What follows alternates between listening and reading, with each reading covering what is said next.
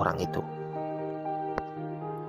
Saudara-saudara, perlu kita ketahui juga yang ketiga, bahwa Henokh dan Elia dikatakan mereka adalah perwakilan orang yang tidak akan mengalami kematian sampai Yesus datang kedua kali, yang akan diselamatkan. Jadi kriteria orang-orang seperti Henokh dan Elia itulah yang akan masuk di dalam kelompok 144.000 itu. Dan kita bisa mengetahui kisah atau ceritanya di dalam Alkitab dan juga dalam tulisan Roh Nubuat, bagaimana karakter sepak terjang dari Henokh dan Elia semasa hidupnya di dunia ini. Dan itu bisa menjadi cermin bagi orang-orang yang hidup di akhir zaman ini, yang berusaha dengan sekuat tenaga untuk menjadi kelompok 144.000 itu. Jadi kita bisa melihat Henokh dan Elia pada masa hidupnya, agar kita juga mengetahui bagaimana bisa kita masuk menjadi kelompok 144.000 itu. Yang berikutnya, orang-orang yang masuk dalam 144.000 itu hidup di dalam doa yang sungguh-sungguh setiap saat, setiap hari. Jadi dikatakan di dalam Christian Service halaman 96, paragraf yang pertama, dikatakan Nuh, Henokh, Abraham, Musa menyatakan kebenaran pada waktunya. Mereka memiliki kehidupan yang penuh dengan doa.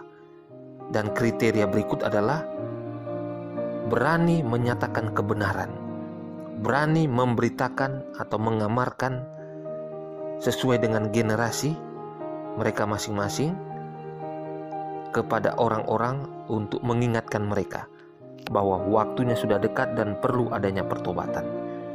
Jadi kriteria dari 144.000 yang berikutnya adalah orang-orang yang berani memberitakan kebenaran,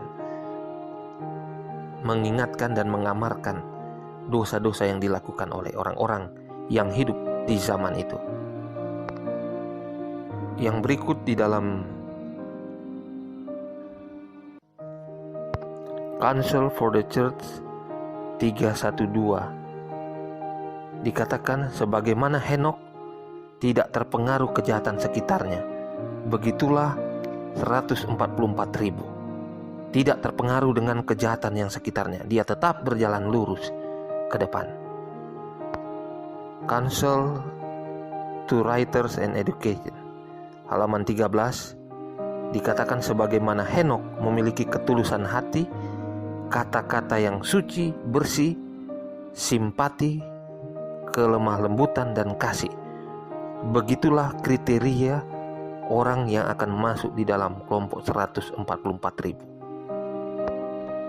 Kriteria yang berikut di dalam Evangelism halaman 78 dan 79, Henokh tidak tinggal di kota, tetapi dia tinggal di desa tempat terpencil, tetapi dia menginjil ke kota-kota. Jadi dia melaksanakan apa yang Tuhan ajarkan kepada dia.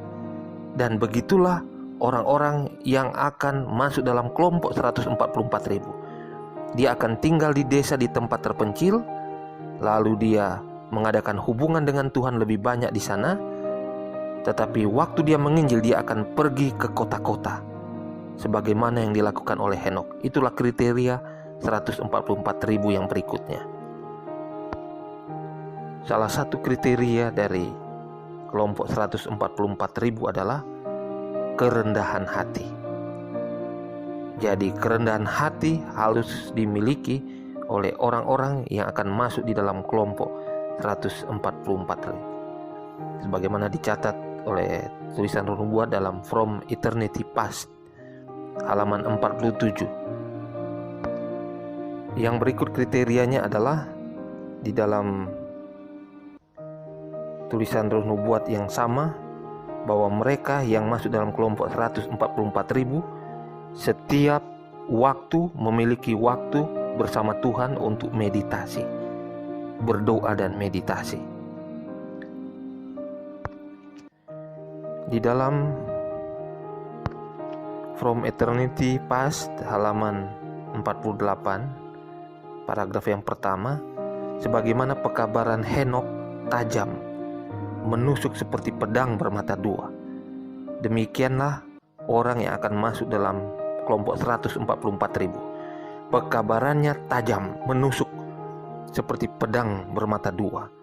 Satu menyembuhkan, yang satu menyerang dan menyatakan kesalahan orang, tetapi yang satu menyembuhkan, membuat orang bertobat. Itulah pekabaran mereka. Di dalam From Eternity Past juga halaman 48, paragraf yang ketiga, Henokh juga melakukan puasa yang rutin. Jadi dia mengambil waktu untuk puasa, untuk berhubungan dengan Tuhan, tidak makan dan tidak minum, sekaligus mengambil waktu untuk lebih khusus berhubungan dengan Tuhan setiap beberapa waktu. Jadi orang-orang yang akan masuk dalam kelompok 144.000, orang-orang yang sudah biasa untuk berpuasa, baik tidak makan, tidak minum, dan yang lainnya, dan selalu mengambil waktu lebih banyak bersama Tuhan. Merekalah yang akan masuk dalam kelompok 144.000 ini. Jadi kriteria yang ada dalam Wahyu pasal 7 ayat 1-4, Wahyu 14 ayat 1-5, kriteria itu juga masuk sebagai kriteria 144.000 orang. Dan beberapa yang sudah dinyatakan tadi, itulah kriteria dari kelompok 100. Saudara-saudara sekalian, ada dua kelompok orang yang akan masuk dalam kelompok 144.000, sebagaimana yang diwakilkan oleh Henokh dan juga yang diwakilkan oleh Elia. Saudara-saudara sekalian, saudara dan saya bisa seperti Henokh, dengan kehidupan yang benar-benar tidak bercela, kudus di hadapan Tuhan, selalu mengikuti anak domba, selalu mengikuti Kristus, tidak terdapat dusta. Dan Henokh akhirnya berada di dalam kerajaan surga, karena dia tidak cocok lagi tinggal di dunia. Dia diangkat hidup-hidup oleh Tuhan. Dan Henokh adalah sahabat Allah. Di mana ada Henokh, di situ Allah ada. Dan Henokh hidup bergaul dengan Tuhan. Dan inilah kelompok orang yang akan masuk di dalam 144.000. Yang kedua adalah kelompok orang yang masuk dalam 144.000, tipe dari Elia. Saudara-saudara, kalau kita pelajari tentang Elia, maka dia juga mengalami jatuh bangun di dalam kehidupannya. Walaupun dia sebagai nabi, tetapi dia juga memiliki ketakutan. Dia pernah dikejar-kejar oleh manusia. Di lain pihak, dia juga jadi berani, dan dia menyatakan kebenaran dengan sebenarnya, dengan tajam. Dan kalau kita perhatikan, di dalam kehidupannya juga dia bertarak, tetapi bertahap. Ya, mulai dia makan daging, lalu dia makan sayuran dan tidak makan makanan baik daging atau ikan, sampai akhirnya dia bertarak, tidak makan sama sekali makanan-makanan yang dikatakan mengandung daging atau ikan sama sekali. Dia tidak makan lagi, dan akhirnya dia diangkat ke surga. Nah, saudara-saudara sekalian, kita bisa melihat dari dua tipe orang ini. Saat kita memasuki kelompok 144.000 itu, apakah kita tipe dari Henokh atau tipe dari Elia? Kita bisa melihat di sana. Kiranya saudara dan saya termotivasi untuk bisa menjadi kelompok 144.000 itu.